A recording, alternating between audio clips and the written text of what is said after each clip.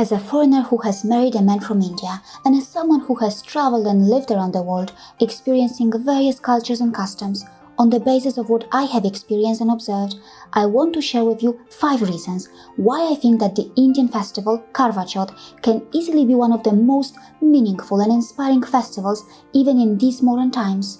Reason number 1. As it is generally the case with many dharmic festivals, the festival of Karva Chauth is celebrated in many different ways. For many, this festival symbolizes the love between a wife and a husband.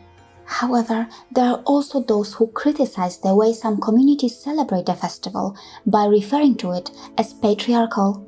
But then, it is also true that in Hindu parlance, rejecting kuprata or bad traditions and preserving good traditions is encouraged. After all, Hindus are not governed by a single authority, a single book, or a single scripture.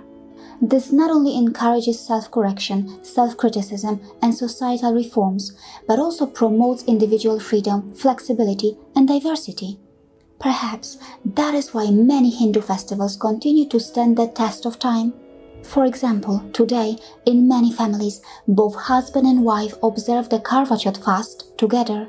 From my experience, I can say that if followed properly, Karva Chauth promotes true love, harmony, emotional well-being, and family bonding. Reason 2. Unlike many Western celebrations, Karva Chauth doesn't seem to normalize or promote promiscuity or risky sexual behaviors.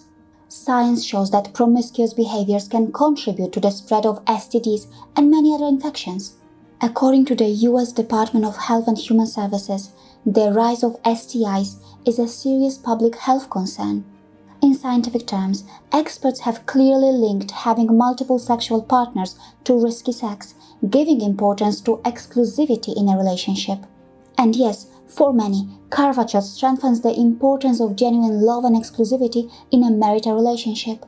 In our modern societies, shouldn't we promote scientific temperament and reject promiscuity which isn't safe scientifically?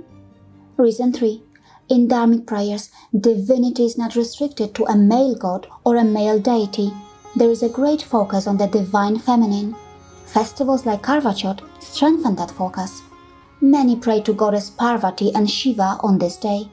You may find this aspect of Hindus very refreshing if in your religious belief system God is usually referred to in a masculine language and if divinity is restricted to the male gender. Reason 4. Karva Chauth promotes the idea of a stable and happy relationship. Numerous studies have indicated that high divorce rates, single parenting, and broken families are contributing to serious problems in the Western world and are related to issues such as family financial crisis, substance abuse, and even sexual abuse. For more on this, I highly recommend that you watch this research-based episode. Reason 5. We know how modern medical science has finally started exploring the immense benefits that fasting or intermittent fasting has. See what the American John Hopkins says about this. Now take a look at this. See how in Hindu culture there are so many days in a year which are dedicated to fasting. On Karva Chauth, many observe the fast too. If practiced properly, how beneficial for health can that be? There are probably many more reasons why Karva Chauth is loved and celebrated by millions of people, and in this episode, I have just listed 5 reasons.